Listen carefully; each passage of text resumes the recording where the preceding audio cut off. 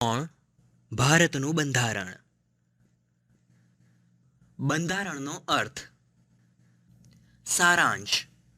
કોઈ પણ સંસ્થા કે સહકારી મંડળીઓ ચલાવવા ચોક્કસ નીતિ નિયમોની જરૂર પડે છે અને તે જ પ્રમાણે સંસ્થા કે સહકારી મંડળીએ કામ કરવાનું હોય છે. આમ દેશનો વહીવટ ચલાવવા બંધારણ આવશ્યક છે અને તે જ પ્રમાણે દેશના વહીવટને આગળ વધારવાનું હોય છે. સૈદ્ધાંતિક સમજ. અર્થ. કોઈ પણ દેશનું શાસન ચલાવવા માટે બનાવવામાં આવેલા નિયમોના વ્યવસ્થિત સંગ્રહને દેશનું બંધારણ કહેવામાં આવે છે. બંધારણ લેખિત કે અલેખિત હોઈ શકે છે. ભારતનું બંધારણ એ સૌથી મોટું લેખિત બંધારણ છે. બંધારણની શરૂઆત પ્રિએમ્બલ આમુખથી થાય છે. આમુખ એટલે પ્રસ્તાવના. આમુખનો કાયદા દ્વારા અમલ કરાવી શકાતો નથી. આમુખમાં પ્રજાના મુખ્ય આદર્શો, ઉદ્દેશો અને મહાન ભાવનાઓની ભવ્ય જાહેરાત કરવામાં આવી છે. આમુખમાં બંધારણના મૂળભૂત સિદ્ધાંતો અને આદર્શોનું દર્શન થતું હોવાથી આમુખનું મહત્વ ખૂબ જ છે. આ ઉપરાંત આમુખ દ્વારા બંધારણને લગતી મુશ્કેલીઓનો ઉકેલ શોધવામાં મદદ મળી રહે છે. બંધારણના કોઈ મુદ્દા કે શબ્દનો અર્થ અસ્પષ્ટ કે સંદિગ્ધ જણાય ત્યારે તેના અર્થઘટન માટે આમુખની મદદ લેવામાં આવે છે. ભારત અને અમેરિકાનું બંધારણ લેખિત છે, જ્યારે ઇંગ્લેન્ડનું બંધારણ અલેખિત કે પ્રણાલિકાગત છે. ભારતના બંધારણ દ્વારા દેશનો વહીવટ ચલાવતા પ્રતિનિધિઓ, વડાપ્રધાન, રાષ્ટ્રપતિ તેમજ સંસદ સભ્યો વગેરેને મદદ મળે છે. બંધારણનું ઘડતર. સારાંશ. ભારતના બંધારણ સભાની રચના મે 1945ના બીજા વિશ્વયુદ્ધ પછી અંગ્રેજો દ્વારા મોકલેલા 3 વ્યક્તિના કેબિનેટ દ્વારા કરવામાં આવી. તેમજ આઝાદી મળ્યા પછી બંધારણ સભા સ્થાપિત કરવામાં આવી હતી. બંધારણ સભામાં વિશિષ્ટ અને વિદ્વાન નેતાઓના સમૂહ દ્વારા તેમની દીર્ઘદ્રષ્ટિ અને રાજનૈતિક દ્રષ્ટિ સમાવવામાં આવી હતી. સૈદ્ધાંતિક સમજ. ભારતનું બંધારણ 4 આધાર સ્તંભ પર ટકેલું છે: લોકતંત્ર, સમાજવાદ, ધર્મનિરપેક્ષતા અને રાષ્ટ્રીય અખંડિતતા. બંધારણ સભાને 26 નવેમ્બર 1949ના દિવસે સંમતિ મળી અને કાર્ય 9 ડિસેમ્બર 1946થી શરૂ કરવામાં આવ્યું અને તેનો અમલ 26મી જાન્યુઆરી 1950થી કરવામાં આવ્યો હતો. બંધારણ સભાના ઘડતરમાં વિવિધ નેતાઓ જેવા કે જવાહરલાલ નહેરુ, સરદાર પટેલ, મૌલાના અબ્દુલ કલામ આઝાદ, શ્યામા પ્રસાદ મુખર્જી અને સરદાર બલદેવસિંહનો સમાવેશ થાય છે. બંધારણ સભામાં અલ્લાદી કૃષ્ણસ્વામી અય્યર, ડૉક્ટર B.R. આંબેડકર, કનૈયાલાલ મુનશી જેવા બંધારણીય નિષ્ણાંતોનો સમાવેશ કરવામાં આવ્યો હતો. બંધારણ સભામાં એંગ્લો ઇન્ડિયનોના પ્રતિનિધિ તરીકે ફ્રેન્ક એન્થની અને પારસીઓના પ્રતિનિધિ તરીકે H.P. મોદીને સમાવવામાં આવ્યા હતા. ઉપરાંત સ્ત્રી સભ્યોમાં સરોજિની નાયડુ તથા વિજયાલક્ષ્મી પંડિતને સમાવવામાં આવ્યા હતા. બંધારણ સભાના અધ્યક્ષ તરીકે ડૉક્ટર રાજેન્દ્ર પ્રસાદ અને બંધારણનો ખરડો તૈયાર કરવા ખરડા સમિતિની રચના કરી તેના અધ્યક્ષપદે ડૉક્ટર B.R. આંબેડકરની નિમણૂક કરવામાં આવી હતી. હવે મિત્રો, તમને વિચાર થતો હશે કે ખરડો એટલે શું અને તે ખરડો કાયદો ક્યારે બને છે? બજેટ, કરવેરા, લોન વગેરે જેવી બાબતોને લગતા ખરડાને નાણાકીય ખરડા કહે છે. ખરડાને 3 વાંચનમાંથી પસાર થયા બાદ કાયદાનું સ્વરૂપ આપવામાં આવે છે. પ્રથમ વાંચનમાં ખરડાના સિદ્ધાંતો અને બીજા વાંચનમાં ખરડા અંગે ઝીણવટથી અને ગંભીરતાથી ચર્ચા કરવામાં આવે છે. ત્રીજા વાંચનમાં કલમવાર ચર્ચા કર્યા બાદ બીજા ગૃહમાં ખરડાને મોકલવામાં આવે, પણ 3 વાંચનમાંથી પસાર કરવામાં આવે છે અને ત્યારબાદ બંને ગૃહોની સંમતિ મળ્યા બાદ રાષ્ટ્રપતિની મંજૂરી માટે મોકલી તેના પર સહી કર્યા બાદ તે ખરડો કાયદો બંધારણ સભાની કામગીરીમાં 2 વર્ષ 11 માસ અને 18 દિવસ પસાર થયા. આ દરમિયાન 166 બેઠકો પણ થઈ. આમ 26 નવેમ્બર 1949ના દિવસે બંધારણને સંમતિ આપવામાં આવી અને ત્યારબાદ અમલમાં મૂકવામાં આવ્યું. બંધારણની વિશેષતાઓ. સારાંશ. બંધારણ એક એવો દસ્તાવેજ છે કે જે આદર્શોને એક સૂત્રમાં બાંધવાનું કામ કરે છે. ભારતમાં લોકશાહી શાસન પદ્ધતિ દ્વારા પ્રતિનિધિને ચૂંટીને દેશનો વહીવટ તેમજ સત્તા અનુસાર કાર્ય કરવામાં આવે છે. ભારતના બંધારણમાં એવા નિયમો કે જોગવાઈઓ પણ છે જેથી પ્રતિનિધિઓ સત્તાનો દુરુપયોગ કરી શકતા નથી. સૈદ્ધાંતિક સમજ. ભારતનું બંધારણ તૈયાર કરવામાં બ્રિટન, આયર્લેન્ડ, ફ્રાન્સ તથા અમેરિકાના બંધારણની વિશિષ્ટતાઓનો પણ સમાવેશ થયો છે. બંધારણની મુખ્ય વિશેષતાઓ આ પ્રમાણે છે. લોકશાહી શાસન પદ્ધતિ. લોકશાહી એટલે લોકોનું, લોકો દ્વારા અને લોકો માટેનું શાસન. ભારતે લોકશાહી શાસન પદ્ધતિ અપનાવી હોવાથી દર 5 વર્ષે સામાન્ય ચૂંટણીઓ થાય છે. પોતાના પ્રતિનિધિને ચૂંટવા દેશનો કોઈ પણ નાગરિક કે જે 18 વર્ષથી ઉપરનો હોય તે મત આપી શકે છે. તેમજ દેશનો કોઈ પણ નાગરિક એટલે કે ગમે તે ધર્મ, જાતિ, વર્ગ, સ્ત્રી કે પુરુષ ચૂંટણી લડી શકે છે. ચૂંટણીમાં ચૂંટાયેલા સભ્યો 5 વર્ષ સુધી લોકોનું પ્રતિનિધિત્વ કરે છે.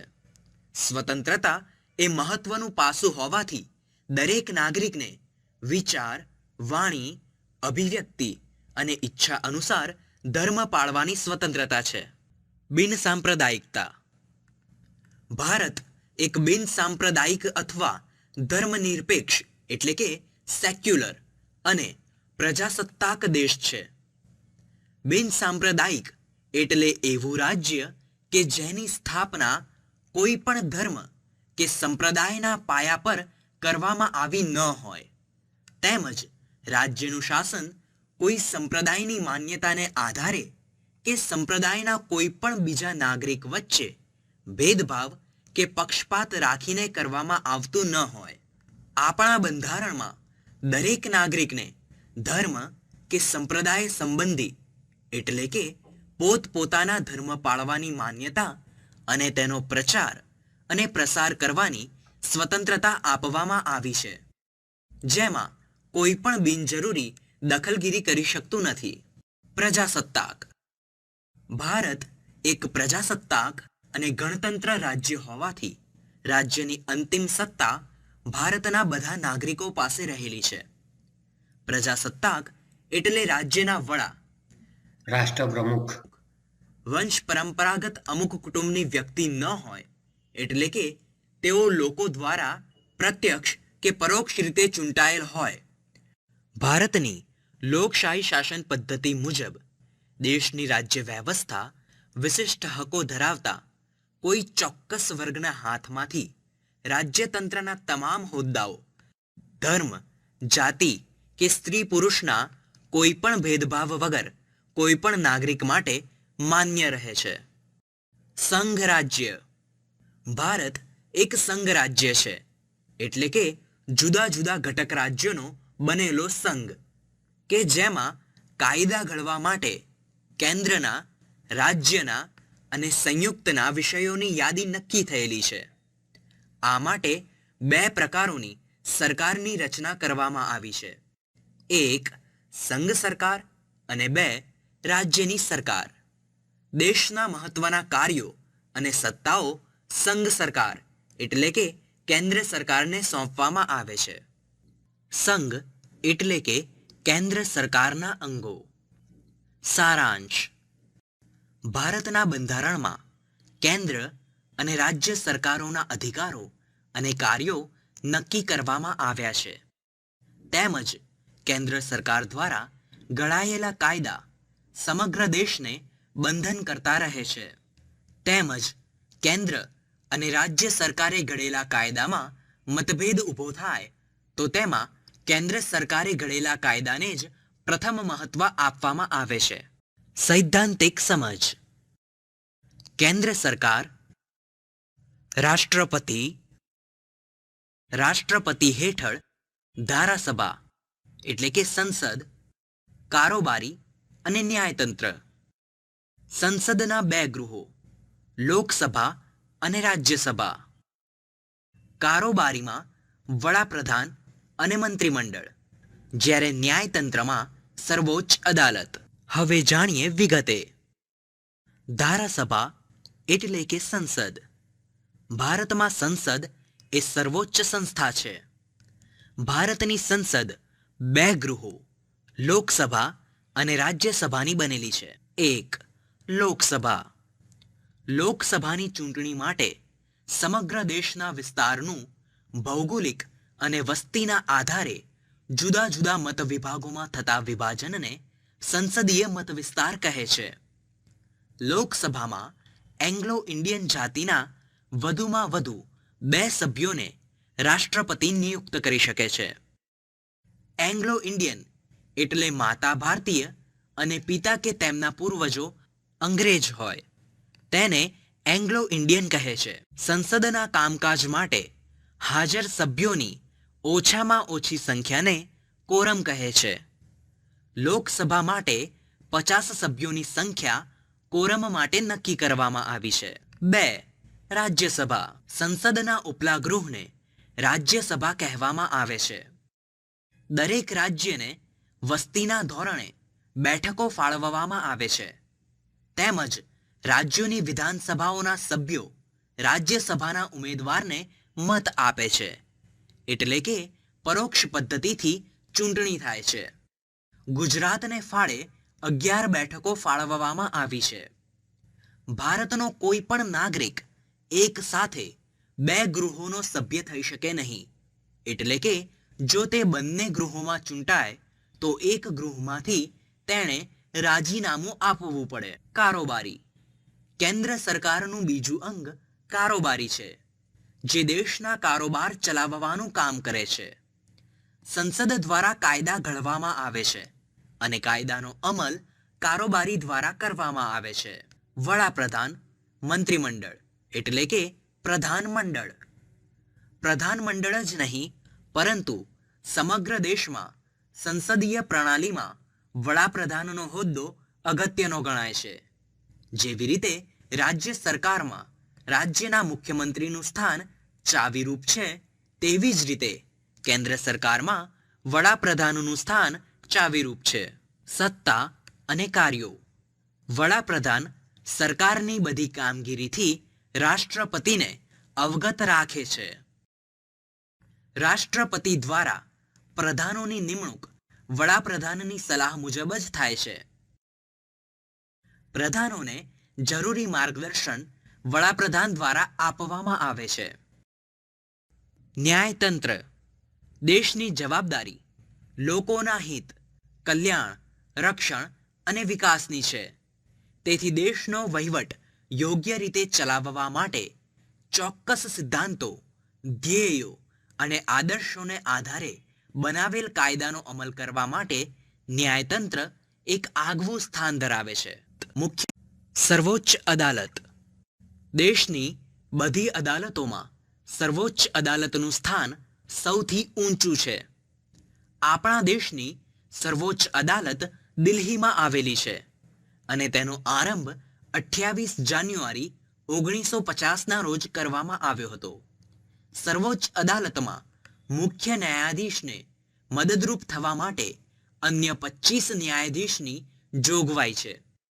અન્ય કોઈ પણ અદાલતના ચુકાદા સર્વોચ્ચ અદાલત બદલી શકવા સમર્થ છે, તેમજ સર્વોચ્ચ અદાલતનો ચુકાદો અન્ય તમામ અદાલતોએ માન્ય રાખવો પડે છે. આ પ્રમાણે રાજ્ય સરકાર અને તેના અંગો રાજ્ય કક્ષાએ કાર્યરત છે. આપણે તેની સમજૂતી ચાર્ટ દ્વારા લઈએ. રાજ્ય સરકાર. રાજ્યપાલ. રાજ્યપાલ હેઠળ 3 અંગો છે. ધારાસભા એટલે કે વિધાનસભા, વિધાન પરિષદ, કારોબારી અને ન્યાયતંત્ર, વડી અદાલત. કારોબારી હેઠળ મુખ્યમંત્રી અને મંત્રીમંડળ આવે. મુખ્યમંત્રી અને મંત્રીમંડળ હેઠળ સ્થાનિક પ્રશાસન આવે અને સ્થાનિક પ્રશાસનમાં પંચાયતી રાજ તેમજ મહાનગરપાલિકા અને નગરપાલિકા. મૂળભૂત અધિકારો, હકો. સારાંશ. મૂળભૂત હકો એટલે નાગરિકના વ્યક્તિત્વના સર્વાંગી વિકાસ માટે પ્રાપ્ત થતી અમુક ચોક્કસ અનુકૂળતાઓ. મૂળભૂત હકો એ દરેક નાગરિકની અમૂલ્ય પૂંજી અને શક્તિ છે. નાગરિકના મૂળભૂત અધિકારોનું રક્ષણ એ લોકશાહીનું જ રક્ષણ છે. તેથી સરળ, સ્વસ્થ અને સમૃદ્ધ જીવન જીવવા માટે મૂળભૂત અધિકારો અનિવાર્ય છે. સૈદ્ધાંતિક સમજ. આપણા બંધારણમાં નાગરિકોના 6 મૂળભૂત અધિકારોનો સમાવેશ કરવામાં આવ્યો છે. 1. સમાનતાનો હક. 2. સ્વતંત્રતાનો હક. 3. શોષણ વિરોધી હક. 4. ધાર્મિક સ્વતંત્રતાનો હક. 5. સાંસ્કૃતિક અને શૈક્ષણિક હક. અને 6. બંધારણીય ઇલાજોનો હક. 1. સમાનતાનો હક. સમાનતા એ લોકશાહીનો પાયાનો સિદ્ધાંત છે. તેથી ભારતમાં વંશ, જાતિ, લિંગ, જ્ઞાતિ, ભાષા કે જન્મ સ્થળના કોઈ પણ ભેદભાવ વિના દરેક નાગરિકને આ હક મળે છે. ભારતીય સમાજનું કલંક ગણાતી અસ્પૃશ્યતાને બંધારણે નાબૂદ કરી છે, તેમજ તેનું આચરણ સજાપાત્ર ગુનો બને છે. 2. સ્વતંત્રતાનો હક. ભારતના બંધારણમાં દરેક નાગરિકને નીચે પ્રમાણે સ્વતંત્રતા આપેલી છે. વિચાર, વાણી અને લેખનની સ્વતંત્રતા. ભારતના સમગ્ર વિસ્તારના જમ્મુ કાશ્મીર સિવાય કોઈ પણ ભાગમાં સ્થાયી થવાની સ્વતંત્રતા. કોઈ પણ વ્યવસાય, ધંધો કે વેપાર કરવાની તેમજ રોજગાર મેળવવાની સ્વતંત્રતા. 3. શોષણ વિરોધી હક. આ હક દ્વારા કોઈ પણ ક્ષેત્રમાં થતા શોષણ જેવા કે ગુલામીની પ્રથા, ફરજિયાત વેઠ પ્રથા, બાળમજૂરી વગેરે પર પ્રતિબંધ મૂકવામાં આવ્યો છે. 4. ધાર્મિક સ્વતંત્રતાનો હક. આ હક દ્વારા દરેક નાગરિકને પોતાનો ધર્મ પાળવાની સ્વતંત્રતા તેમજ બધા ધર્મો દેશ માટે સરખા હોવાથી કોઈ પણ ધર્મ પ્રત્યે ભેદભાવ રાખવામાં આવતા નથી. 5. સાંસ્કૃતિક અને શૈક્ષણિક હક. લઘુમતી કોમો ભાષાકીય અને ધાર્મિક દ્રષ્ટિએ પોતાની શિક્ષણ સંસ્થાઓ સ્થાપી શકે છે, તેમજ કોઈ પણ ભેદભાવ વગર નાણાકીય સહાય પણ મેળવી શકે છે. ભારતના કોઈ પણ નાગરિકને પોતાની ભાષા કે સંસ્કૃતિમાં રક્ષણ કરવાની સ્વતંત્રતા છે. 6. બંધારણીય ઇલાજોનો હક. કોઈ પણ મૂળભૂત હકનું પાલન ન થતું હોય કે તેનું ઉલ્લંઘન થયું હોય તો કોઈ પણ નાગરિક એ હકના રક્ષણ માટે સર્વોચ્ચ કે વડી અદાલત પાસે દાદ માગી શકે છે. ડોક્ટર બાબા સાહેબ આંબેડકરના મત મુજબ બંધારણીય ઇલાજોનો હક એ બંધારણના આત્મા સમાન છે. તો વિદ્યાર્થી મિત્રો, આ પ્રકરણ અહીં પૂર્ણ થાય છે. તમને આ પ્રકરણમાં અભ્યાસ કરવાની મજા આવી હશે, ખરું ને? સરસ. હવે આપણે ફરી મળીશું. ત્યાં સુધી આવજો.